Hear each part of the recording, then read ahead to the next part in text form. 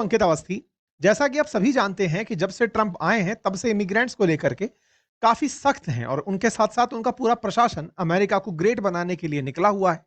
America को great बनाते बनाते अमेरिका में जो अवैध तरीके से भारत से गए हुए या दुनिया में किसी भी देश से गए हुए लोग हैं, उनके खिलाफ वो काफी सख्त रहे हैं। ऐसे में इलीगल इमिग्रेंट्स की कुछ ऐसी तस्वीरें पब्लिक में हमेशा हमें देखी गई हैं, जो कि भारतीयों के लिए और दुनिया भर के उन तमाम देशों के लिए जो कि अमेरिका से कहीं ना कहीं पीछे हैं, उन्हें आईना दिखाती हुई दिखती हैं। आपने बहुत सी तस्वीरें ऐसी देखी होंगी जिसमें कि इस तरह से इमिग्रेंट्स को पैरों में बेड़ियां डाल करके हवाई जहाज में भर करके निकाला गया है। ट्रंप जब से चुनाव में उतरे थे तब से यही कह रहे थे कि मैं इमिग्रेंट्स को बाहर निकाल दूंगा, और अमेरिकियों को यह विश्वास दिलाते हुए बढ़ रहे थे कि अमेरिका केवल अमेरिकियों का है, कोई भी अवैध रूप से आकर के यहां नहीं बस सकता। हालांकि उनका अवैध और वैध एक तरह ही साउंड हो रहा था। वो केवल अमेरिका अमेरिकियों के लिए है इस नारे को प्रमोट करते जा रहे थे। ऐसे में वो लोग जो कभी भारत से जाकर के या दुनिया के किसी और देश से जाकर अमेरिका में बसे हों और बस करके अमेरिकी नागरिकता ले लिए हों, उन्हें भी फिलहाल ट्रंप प्रशासन के दौर में बड़ा ही दोयम दर्जे का फीलिंग आ रहा है। उन्हें लग रहा है कि हम लोगों को वो इज्जत नहीं है जो अमेरिका में ही जन्मे अमेरिकियों को है। और ज्यादा आसान करूं तो अमेरिका में जन्मे गोरों को है, या फिर और ज्यादा आसान करूं तो अमेरिका में जन्मे गोरे क्रिश्चियंस को है। कहानी मैंने क्रिश्चियंस तक क्यों पहुंचाई, क्योंकि ट्रंप ने कहीं ना कहीं दुनिया के दिमाग में यह बिठा दिया है कि अमेरिका अमेरिकियों का है और वो जो ईसाई हैं यानी कि जो क्रिश्चियंस हैं।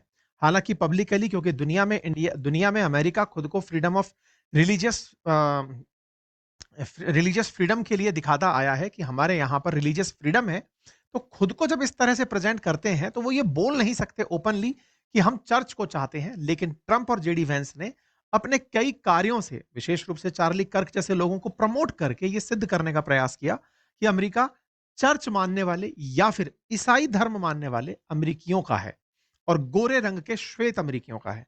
बस इसी से आज का सेशन हमारा जुड़ा है। जुड़ा क्यों है? अमेरिकी उपराष्ट्रपति जेडी वैंस, जो कि संभावित है कि 2028 में जब राष्ट्रपति चुनाव हो तो वो ट्रंप के, क्योंकि ट्रंप केवल 2 ही बार चुनाव लड़ पाएंगे, तो जेडी वैंस हो सकता है राष्ट्रपति पद के लिए कंटेस्ट करें। जेडी वैंस की जो धर्मपत्नी है उनका नाम है उषा वैंस। उषा वैंस हिंदू हैं। उनके पिताजी माताजी भारत से बिलोंग करते हैं, यानी कि उनकी जो रूट्स हैं वो इंडियन कल्चर से हैं, हिंदू बिलीफ से हैं। ऐसे में इनका ईसाई होना और इनकी पत्नी का हिंदू होना, इनसे एक सवाल के दौरान कन्फ्रंट कर लिया गया। ये मिसिसिपी यूनिवर्सिटी के अंदर कहीं भाषण देने गए थे। वेंस से इनके धर्म के बारे में पूछा गया और इनकी पत्नी के धर्म के बारे में पूछा गया। जब इनका जवाब आया तो वो थोड़ा सा उषा को या उषा वेंस को नीचा दिखाने जैसा था। इनके जवाब में एक भाव निकल कर आया कि जेडी वेंस कहीं ना कहीं चाहते हैं कि उनकी पत्नी भी ईसाई बन जाए। अभी ये दोनों इंटरफेथ रखते हैं, अर्थात जेडी वेंस अपना धर्म मानते हैं, उषा अपना धर्म मानती हैं। दोनों को अपना अपना धर्म मानते हुए अपने तीनों बच्चों को बड़ा करना है। लेकिन किसी ने सवाल जब इनसे किया तो इनसे भावावेश में अपने लोगों को खुश करते हुए यह निकल गया कि मैं चाहता हूं कि वो भी मेरा धर्म जाने और वो भी उसे माने। ये जो फीलिंग इनके बयानों से आई, इसको लेकर के इंटरनेट पर बड़ी बहस छिड़ गई कि जेडी वेंस कहीं ऐसा तो नहीं कि चार्ली कर्क की वाइफ के साथ शादी के मूड में हो और उषा वेंस को तलाक देने की चाह रखते हो। तमाम प्रकार के इंटरनेट पर बयानबाजी शुरू हो गई। हेडलाइंस बनने लग गई कि साहब जेडी वेंस ने रिलीजियस फायर को मतलब वो कर दिया है, walk into religious fire, hopping his wife Usha will embrace Christianity. ये हेडलाइंस बनकर धीरे धीरे निकलने लगी। इस तरह की जब बातें आने लगी तो जेडी वेंस का बयान भी आया। आज के सेशन में हम वो भी बताएंगे और पूरा वाकया आपको डिटेल में बताएंगे, क्योंकि इनका जो आई डू विश है, ये खबर तमाम उन लोगों के लिए जो अमेरिका में रहते हुए रिलीजियस फ्रीडम की बात सोचते हैं या अमेरिका में ये मानते हैं कि अमेरिका में इंटरफेथ बिलीफ, यानी कि हिंदू हिंदू माने, क्रिश्चियन क्रिश्चियन माने, वो खुश रह सकते हैं। उस बात को कहीं ना कहीं धक्का लगा। बात है बुधवार रात की, मिसिसिपी यूनिवर्सिटी के अंदर एक कार्यक्रम चल रहा था जो कि चार्ली कर्क, जिनकी सितंबर में हत्या हुई, उनकी याद में आयोजित किया गया था। इस कार्यक्रम में हिस्सा लेने के लिए जेडी वैंस पहुंचे थे। उनसे उनके धार्मिक सफर और उनके पारिवारिक जीवन पर पड़े प्रभाव के बारे में सवाल किया जा रहा था। जेडी वैंस से जो सवाल करने वाली महिला थी वो बिंदी लगाई हुई एक भारतीय मूल की महिला है। हालांकि इंटरनेट पर इनकी जानकारी अभी तक नहीं निकल पाई है, लेकिन इस समय ये इंटरनेट की सेंसेशन है। इन्होंने जिस तरह से सवाल पूछा, जिस कॉन्फिडेंस के साथ जेडी वैंस से सवाल पूछा, मैं चाहूंगा कि उसे आप भी सुने। इन्होंने अपनी तरफ से जो सवाल किए उन्हें मैं आपके सामने ब्रीफ पहले ही कर देता हूं सो दैट आप इसे और अच्छे से समझ पाएंगे। इन्होंने सवाल में यही पूछा कि आप लोग ये कैसे डिसाइड कर सकते हैं कि अब हमारे पास सफिशिएंट नंबर में लोग आ गए। अच्छा, इस सवाल का मायना क्या है एक बार समझिएगा। असल मायने में अमेरिका सभी माइग्रेंट से ही बनकर बना हुआ देश है। अमेरिका में आज हम भारतीयों की बात करते हैं कि इतने भारतीय वहां गए हैं, वास्तविकता में अमेरिका में हर आदमी, बाइडेन जो थे वो खुद आयरलैंड से गए थे, जेडी वेंस का जो मतलब पुरातन इतिहास रहा है, वो इसके माताजी पिताजी स्कॉट आयरिश कहलाते हैं, यानी कि वो भी आयरलैंड से मूव करके गए थे। नेटिव अमेरिकन्स जो थे वो तो मतलब रेड इंडियंस थे एक तरीके से, उनको तो इन लोगों ने भगा दिया है। जो गोरी चमड़ी वाले ये लोग गए हैं, ये तो यूरोप से माइग्रेट होकर के वहां पहुंचे हैं। लेकिन हाँ, ये समय से पहुंच गए तो खुद को ज्यादा अमेरिकी मानते हैं। तो इस महिला ने सवाल यही पूछा कि अंतर सिर्फ इतना है आप में और आपकी पत्नी में, या आप में और औरों में जिनके खिलाफ आपकी पॉलिसीज हैं, कि आप पहले आ गए, आपके कई दशक पहले आप लोग आ गए और कुछ लोग कुछ पीढ़ियों पहले आए हैं। मतलब कुछ पीढ़ियों पहले और कुछ दशक पहले का ही अंतर है। लेकिन अमेरिका में सब आकर के ही बसे हैं। लेकिन आप लोग चूंकि पुराने हैं, अपने आप को ज्यादा कॉन्फिडेंस से अमेरिकी कह पाते हैं, ऐसे में आप ये लोग डिसाइड कैसे करते हैं कि अब अमेरिका में बहुत हुआ, विदेशियों का आना हमें रोकना होगा। और आप हम पर कोई एहसान नहीं करते बुला करके, हम यहाँ आकर टैक्स पे करते हैं। हम भी आपकी तरह उतने ही अमेरिकी हैं। अमेरिका में जैसे और अमेरिकी आए हुए हैं, ऐसे ही हम आए हुए हैं, लेकिन आपने पहले आकर कब्जा कर लिया। बस आपको यह लगता है कि अब आप ज्यादा अमेरिकी हैं।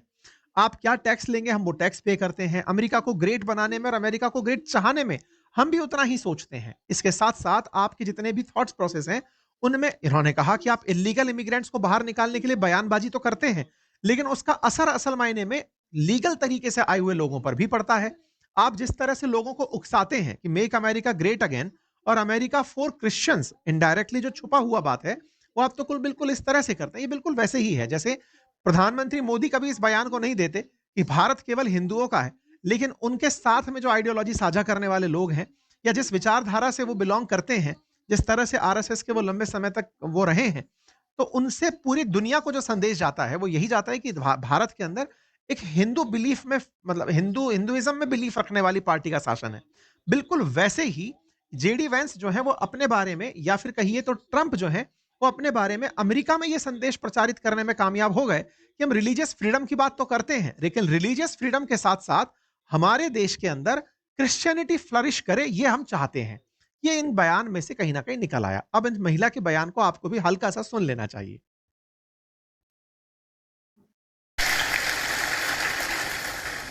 Hello, Mr. Vice President. Thank you so much for giving this opportunity to talk here today. I did not agree with many of the things that you said right ahead of this, but I don't think that's my point to discuss here. What I want to ask is, Okay. you are married to a woman who is not Christian. In her Wikipedia, I mean, I just looked that up. I wanted to know what her faith was. I didn't know this before. But she still calls herself Hindu. You are raising three kids in interracial, cultural, racial, religious household. How are you maintaining, or how are you teaching your kids not to keep your religion ahead of their mother's religion? Or how are you teaching them that your kind, they're that kind who got here just few years or few decades ago is different or is better than your mom's kind who got here just a generation before? How are you balancing that? And when you talk about too many immigrants here, when did you guys decide that number? Why did you sell us a dream? You made us spend our youth, our wealth in this country and gave us a dream. You don't owe us anything. We have worked hard for it. Then how can you as a vice president stand there and say that we have too many of them now and we are going to take them out to people who are here rightfully so by paying the money that you guys asked us? You gave us the path, and now how can you stop it and tell us we don't belong here anymore? And one more thing, I'm sorry, one more thing. Do you have to There's a lot there. I don't know if I'm going to remember all this, but I will try. I'm sorry. I had to say all of this, and please. हालांकि जिस तरह के इनके सवाल हैं वो सुनने में बहुत आनंद आ रहा होगा, मैंने फिर भी थोड़ा थोड़ा सा तेजी से आपके सामने रख दिया है, फुर्सत से आप देख लीजिएगा। हमने ट्विटर हैंडल पर भी इसे डाला हुआ है। महिला इनसे बार बार यही पूछ रही थी कि आप एक बात बताइए, अपने परिवार में आप 3 बच्चों को बड़ा कैसे कर रहे हैं? आपके 3 बच्चे हैं, उनका बिलीफ क्या है? तो इन्होंने कहा कि मैं उन्हें क्रिश्चियनिटी पढ़ाता हूँ, क्रिश्चियन बनाने के लिए ले जाता हूँ। तारीफ में इन्होंने हालांकि पहले ये